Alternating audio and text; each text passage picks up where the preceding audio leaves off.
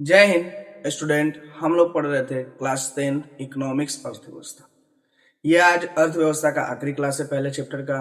अब इसके बाद आप क्या पढ़ना चाहते हैं ये आप बता दीजिए, क्योंकि बचा हुआ फिजिक्स है, नहीं तो फिर हम अर्थव्यवस्था को ही आगे लेकर के चलेंगे एक चैप्टर और। ठीक है, तो आइए आज के टॉपिक में हम लोग पढ़ने वाले हैं अर्थव्यवस्था के कुछ बहुत इंपॉर्टेंट चीजों के बारे में, जिसको बोलते हैं हम लोग गरीबी रेखा। यानी किस आधार पे डिवाइड किया जाता है कि कोई इंसान गरीबी रेखा से ऊपर है कि गरीबी रेखा से नीचे है, उसी आधार को पढ़ेंगे। फिर कितना पैसा डिसाइड किया गया है, ये सारी चीजें हम पढ़ेंगे। ठीक है, तो अंत तक हमारे साथ बने रहिएगा, बिल्कुल इंटरेस्टिंग वे में पढ़ाएंगे, मजा आएगा। आइए देखते हैं। तो देखिए, गरीबी रेखा, इसको पॉवर्टी लाइन बोलते हैं। ये जो है पॉवर्टी लाइन जो एक काल्पनिक रेखा है। अर्थशास्त्र में गरीबी रेखा के वहां पे काल्पनिक रेखा है, यानी एक काल्पनिक रेखा खींच दिया गया, इसी को बोलते हैं पॉवर्टी लाइन। ठीक है, तो देखिए, गरीबी रेखा योजना आयोग द्वारा प्रकाशित किया जाता था, जो कैलोरी मापदंड पर आधारित है। आजादी के समय से ही ये गरीबी रेखा जो है योजना आयोग यानी प्लानिंग कमीशन प्रकाशित करता था, लेकिन 2017 में प्लानिंग कमीशन को खत्म करके नीति आयोग लाया गया। ठीक है, अब जो है गरीबी रेखा नीति आयोग प्रकाशित करता है। देखिए, इसमें कैलोरी आधारित क्या, तो देखिए आपको पता है कि खाना खाते हैं तो हमें भोजन से क्या मिलता है, ऊर्जा मिलता है। तो ऊर्जा का माप जो शरीर में जाता है उसे हम लोग कैलोरी में माप करते हैं। तो शरीर में जो खाना जा रहा है उसमें डेली कितना कैलोरी चाहिए, इसके हिसाब से जो है गरीबी रेखा तय किया जाता है। ठीक है, अब देखिए कैलोरी कितना, तो ग्रामीण क्षेत्र में इसको 2400 कैलोरी रखा गया है और शहरी क्षेत्र में 2100 कैलोरी।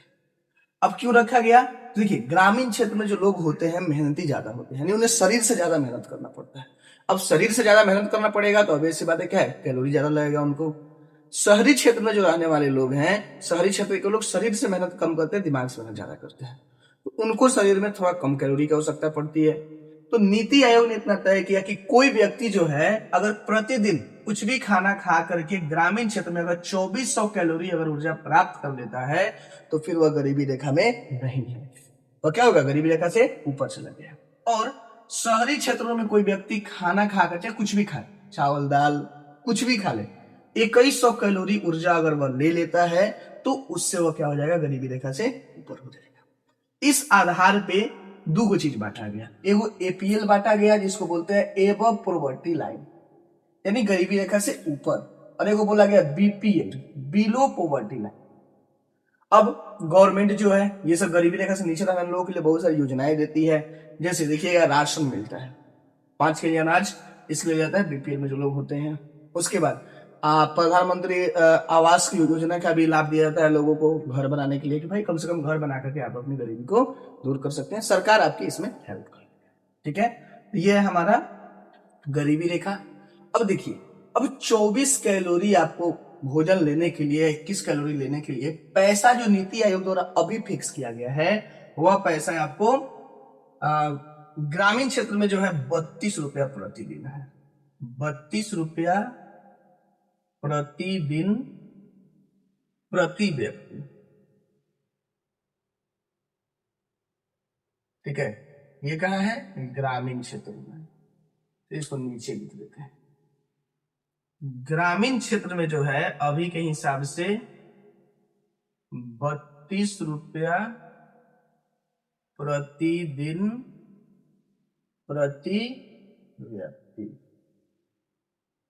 ठीक है, यानी लगभग ये आपको 972 रुपया महीने का हो गया। देखिए अब ये क्या है, शहरी क्षेत्र में जो फिक्स किया गया है, शहरी क्षेत्र में 47 रुपया प्रतिदिन प्रति व्यक्ति, यानी हो गया 1407 रुपया। यानी कहने का मतलब है कि ग्रामीण क्षेत्रों में 2400 कैलोरी ऊर्जा प्राप्त करने के लिए डेली इंसान को 32 रुपया खर्च करना पड़ेगा। यानी कोई इंसान रोज 32 रुपया कमाता है डेली के हिसाब से और 32 रुपया अपना खर्चा कर लेता है अपने ऊपर, वह इंसान गरीब नहीं है। इसके अनुसार नीति आयोग द्वारा ये जो तय किया गया है, नीति आयोग द्वारा तय किया गया है। ठीक है, नीति आयोग द्वारा यह तय किया गया है कि कोई व्यक्ति अगर पूरे दिन में 32 रुपया कमा पा रहा है और वह 32 रुपया खा रहा है, एक ही आदमी है, 32 रुपया के हिसाब से अगर वह खा पा रहा है तो गरीब नहीं है। और शहरी क्षेत्र में अगर 47 रुपया कमा पा रहा है और 47 रुपये के हिसाब से वह खा पा रहा है तो वह गरीब नहीं है। अब देखिए शहरी क्षेत्र में क्या है, तो ग्रामीण क्षेत्र में आपको बहुत सारी चीजें सस्ती मिलेगी, चावल दाल वगैरह हो गया, सब्जी हो गया, सस्ता मिलता है, लेकिन शहरी क्षेत्र में ये चीजें महंगा मिलता है, इसीलिए पैसे का थोड़ा डिफरेंस है। ये हमारी नीति आयोग। वर्ल्ड बैंक जो है, विश्व बैंक ने भारत के क्रम में कहा था कि प्रतिदिन व्यक्ति को 300 से अगर 400 कमा रहा है तो वो गरीबी रेखा से ऊपर। सोचिए, ये हमारा नीति आयोग कह रहा है 32 रुपया कमा लिया तो तुम गरीब नहीं है, शहर में रहकर तुम 47 रुपये रोज कमा के खा रहा है तो तुम गरीब नहीं है, लेकिन वर्ल्ड बैंक कह रहा नहीं, 300 से 400 रुपये कम से कम वो आदमी कमा रहा है तब वो गरीब नहीं है। कितना डिफरेंस है देख लीजिए। तो नीति आयोग जो डाटा था, अभी भी देखिए फिर भी इतना रुपया होने के बाद भी ये बीपीएल में लोगों की संख्या बहुत ज्यादा है। अब देखिए कुछ कमी गवर्नमेंट की भी है, कुछ कमी लोगों की है। लोगों को लगता है यार फ्री में मिल रहा है तो काहे छोड़, चलो नहीं लेते हैं। बहुत सारे लोग ऐसे हैं जो बीपीएल से बहुत ऊपर है, फिर भी लोग लाभ लेते हैं उसका, बीपीएल में अपने आप को दिखा करके भाई हम बीपीएल में है। आज सरकार भी क्या करे, सरकार को क्या मतलब है, 5 किलो राशन पे वोट मिल ही जा रहा है तो क्या दिक्कत है सरकार को ये सब करने का। तो ये सारी चीजें जो है ये नीति आयोग द्वारा तय की गई है। तो पहले ये प्लानिंग कमीशन यानी कि योजना आयोग बनाता था, 2017 में योजना आयोग को बंद करके नीति आयोग बनाया गया। अगर आपने पिछले वीडियो नहीं देखे हैं तो जाकर के देख सकते हैं, पिछले वीडियो में हमने आपको पढ़ाया हुआ है कि नीति आयोग क्या है। ठीक है, तो ये रहा हमारा गरीबी रेखा का मानदंड। ये समझ में आ गया कि एपीएल क्या होता है, बीपीएल क्या होता है। ये पॉवर्टी लाइन है ऊपर, तो एबव पॉवर्टी लाइन यानी कि एपीएल यानी आप गरीब नहीं है, बिलो पॉवर्टी लाइन यानी कि बीपीएल आप गरीब हैं। ठीक है, ये डिसाइड करने का तरीका है। अब देखिए एक और संस्थान जो हमारा आखिरी टॉपिक है इसमें, यह है नरेगा। नरेगा जो है ग्रामीण रोजगार देने की यह एक राष्ट्रीय योजना है। नरेगा बनाया गया था ग्रामीण रोजगार देने के लिए। ये योजना, ये नरेगा संस्था बनाया गया था जो लोगों को रोजगार प्रदान करता है। इसके अंतर्गत मजदूरों को साल में कम से कम 100 दिन रोजगार के लिए रोजगार की व्यवस्था की गई है तथा न्यूनतम मजदूरी निर्धारित की गई है। यानी कहने का मतलब है कोई मजदूर है अगर बेरोजगार है तो साल में कम से कम सरकार उसको 100 दिन देगी, 100 दिन उसको काम देगी, उसके लिए कुछ न्यूनतम मजदूरी फिक्स किया गया, उतना पैसा सरकार उसको देगी। ये चीजें हमारा नरेगा के अंतर्गत है। 2024-25 में नरेगा को भी खत्म करके उसके जगह पे कोई और संस्था लाया गया है और उसमें जो है काम को 100 दिन से बढ़ा करके 150 दिन किया। ठीक है, जी राम जी करके कुछ योजना आया हुआ है, उस योजना में। तो ये नरेगा को भी क्या हुआ, आजादी से पहले नरेगा, आजादी के समय में नरेगा था, इसको भी खत्म करके अब इसके जगह दूसरा संस्था का। ठीक है, ये रहा आज का हमारा टॉपिक, नोट कर लीजिए।